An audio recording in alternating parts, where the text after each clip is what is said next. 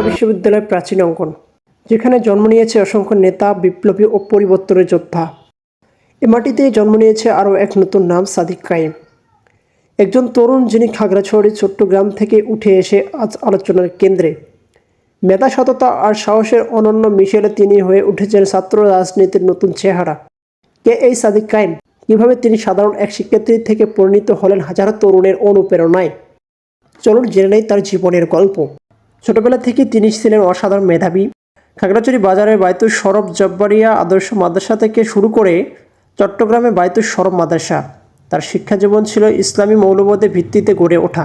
পরবর্তীতে তিনি ভর্তি হন ঢাকা বিশ্ববিদ্যালয়ের রাষ্ট্রবিজ্ঞান বিভাগে, যেখানে 2016-17 সেশনে ছাত্র হিসেবে তার মেধার স্বাক্ষর রেখে অর্জন করেছেন 3.78 সিজিপিএ, যা তাকে বিভাগে তৃতীয় স্থান এনে দেয়। রাজনীতির অঙ্গনে সাদিক কায়েমের উত্থান যেন সিনেমার গল্পের মতো। তিনি অল্প সময়ে হয়ে ওঠেন ইসলামী ছাত্র শিবির ঢাকা বিশ্ববিদ্যালয়ের শাখার সভাপতি।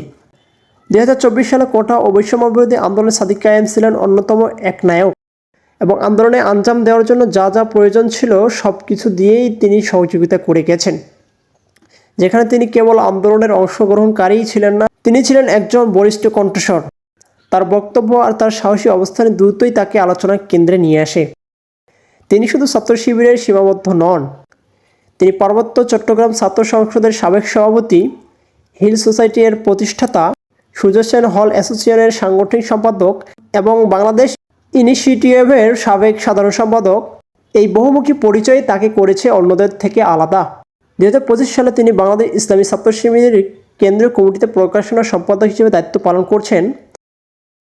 গ্রামের মাদ্রাসা থেকে ঢাকা বিশ্ববিদ্যালয়ের সাধারণ শিক্ষার্থী থেকে আলোচিত নেতা সাদিক কায়েমের যাত্রা প্রমাণ করে, যদি মেধা, আদর্শ ও সাহস থাকে তবে তরুণরা দেশ ও সমাজ পরিবর্তনের অগ্রদূত হতে পারে।